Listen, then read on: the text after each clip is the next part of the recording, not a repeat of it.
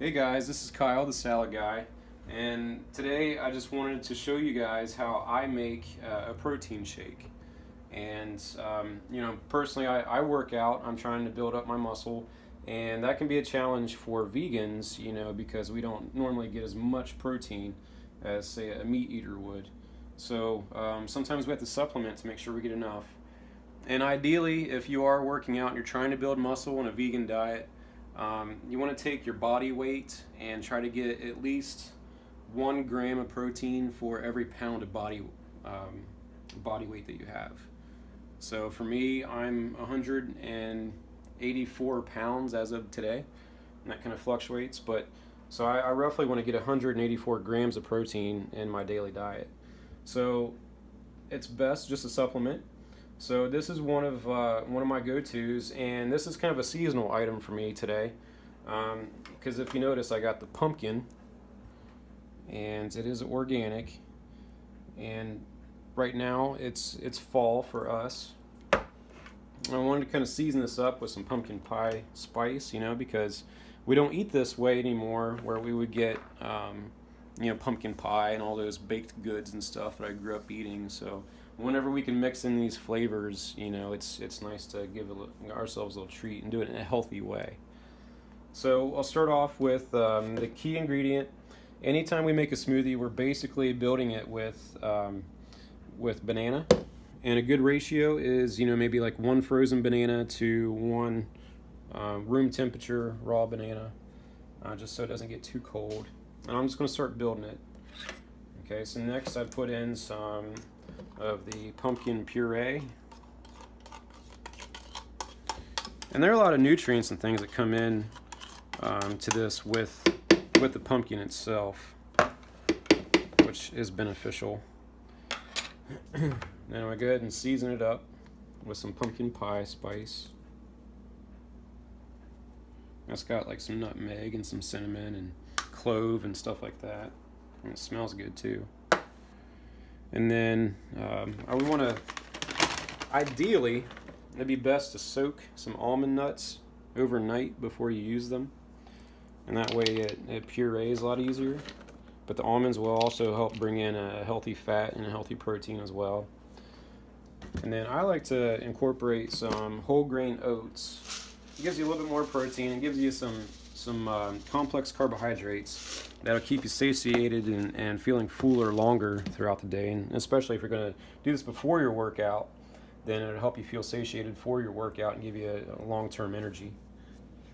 And next I'd throw in a protein. This supplement that I use is Sun Warrior protein. It says 27 grams of protein per serving, but that is 1.5 scoops. And it's about a $30 container, so we go through that pretty quick. So to make this last a whole month, I just do 1 scoop, and that gives me a little over 18 grams of protein. And it's all plant-based. It's mostly made from peas, like pea protein. And I like maca root. Maca root is excellent for performance and for athletes. It helps give you some good healthy energy without spiking any sort of blood sugar or without caffeine or anything like that. And these products, and I use a teaspoon of that. And different products, have different dosages and serving sizes. And this Maca Extreme by Sun Food, only calls for 1 teaspoon, so that's just what I use. I try to go along with whatever's recommended. And we throw in some good pink Himalayan salt that gives you some good electrolytes with help with hydration, especially if you're, like I said, if you're using this for a pre-workout, and it help keep you from getting dehydrated as you sweat. And I like to add in a good healthy fat, which is flax oil. And the fat will also give you some more calories, and it'll help maybe slow down a little bit of the digestion as well. And anytime you add fat to a smoothie or a juice or something, it also helps increase the uptake of nutrients from all the other ingredients. So that's definitely a good thing to add. Then I use an organic, unsweetened vanilla almond milk. I definitely like to use the unsweetened because I don't want anybody else sweetening my stuff for me. I don't trust them with what they might use. So now we have our ingredients in there, and I'm just kind of mixing it up a little bit because it has a hard time settling. All the liquid has to find its way all the way down for it to work properly. So you might have to do that a couple times with the dry ingredients. It'll kind of impede the settling of the liquids. You just want to fill it up to the recommended line on the container.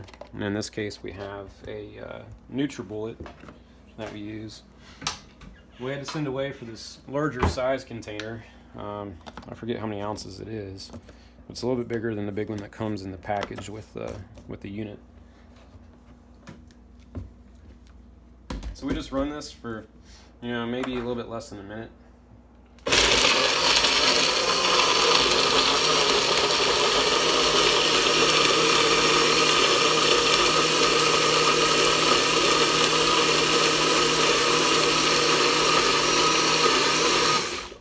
It's pretty thick, but you can see there's still a gap there, so we can actually thin it out a bit with some of the almond milk. You might have to do this a couple times.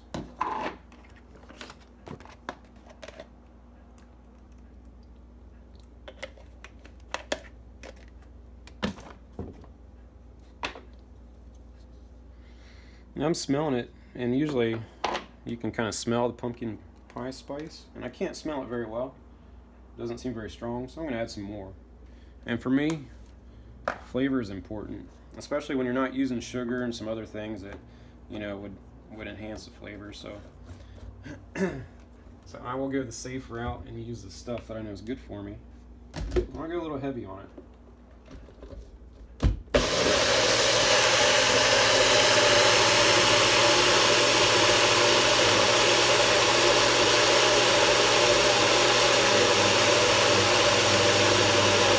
After you do this enough, you can kind of get an ear for it. You kind of listen to the tones it makes. And it'll kind of tell you when it's done. And you can kind of look as well as it's swirling around and see if the consistency is thinned out.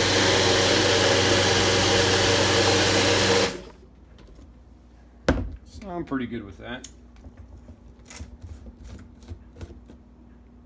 There you can see it's nice and runny, which I don't like my smoothies too thick. Still like to be able to drink it, and we'll give it a shot. And it's good. It tastes like fall.